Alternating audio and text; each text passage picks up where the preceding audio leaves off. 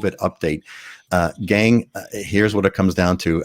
My headline here is no end in sight. It's just been it's just been a mess. At the government level, the Hawaii Department of Health, there's been exits of high level folks. They are, quote, retiring, to spend time with family. The lead of the Department of Health is retiring. The second in command of Hawaii of the Department of Health retired. A newly hired in July contact tracing expert decided to now ask for leave. Won't be coming back until things are quote, things are better. And then just yesterday, the state lead epidemiologist also is walking. So it is a mess. Economically, it's bad. Hawaiian Airlines announced major layoffs going on. A lot of the hotel resorts announced major layoffs going on.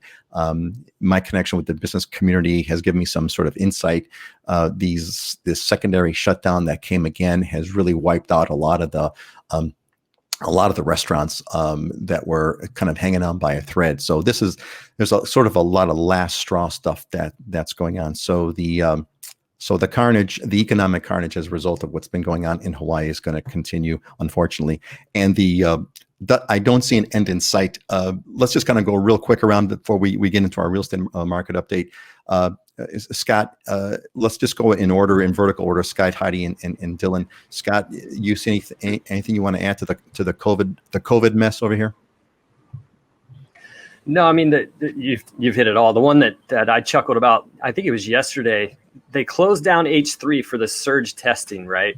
And I guess they went to the federal government for approval to be able to shut down the H3 because it's not a city, county, or state road. And the federal government said, no, you can't do that. And I thought, and the state went ahead with it anyway. And I thought to myself, oh, wow, okay, we picked the only road in the state or on this island, basically, that's not state or county related. And it could affect how we get funding on the transportation side here. And it just adds to the mess that these guys have been, heaping on themselves.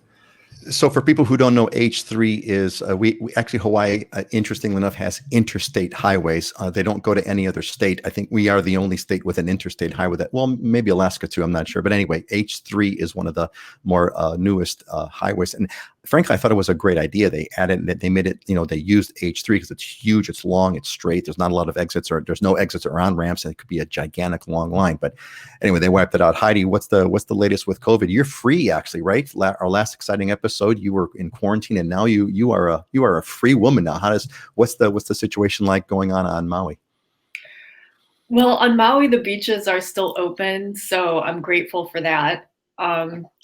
People are just kind of laying low these days and being cautious, but just really hopeful and looking forward to a safe reopening at some point.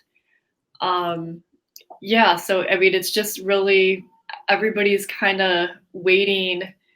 There's not much to do. The area where I live in, I mean, it's heavily a resort area. So most people's jobs are related to the visitor industry, regardless of what the job is. So yeah, I'm always getting hit pretty hard, really hard. Yeah, people are just laying low right now. Neighbors are helping each other out, and yeah, I mean, we've been in this going on 6 months. So I don't talk about this too often, but my COVID beard is getting a curl. I'm starting to curl. That's how long that's how long my COVID beard is. It's curling, and this was a joke at first that I was going to grow until that we were freed, but we're not freed yet. Dylan, what's the COVID atmosphere like on the Big Island? I guess I don't want to contradict Heidi, but or be a downer, but one of the things that concerns me about the overall, I mean, aside from all of the bigger picture economic things, is the cultural impact it's having on people. I'm seeing people, being suspicious of their friends and their neighbors, and saying they're going to turn people in if they're not adhering to different rules and regulations, and it's just not a good thing for our community and for our interpersonal relationships. And so when I see that kind of stuff, some of it's on social media, so it's not super widespread, but we had a situation here on a Big Island where there was a local entertainer who passed away, and there was a big funeral, and then I guess there was a cluster from that, or some people claimed there was, and then people were blaming them, and it just creates division within the community when we really don't need that at this time. And so that's just one thing that I see that concerns me, is the impact on our people and the culture, where we should be taking care of each other and looking after each other, and instead we're becoming suspicious of each other. That's a really, really good point. And I think that's a whole other topic unto itself, of all the changes that are going on with COVID. But speaking of changes, let's move on to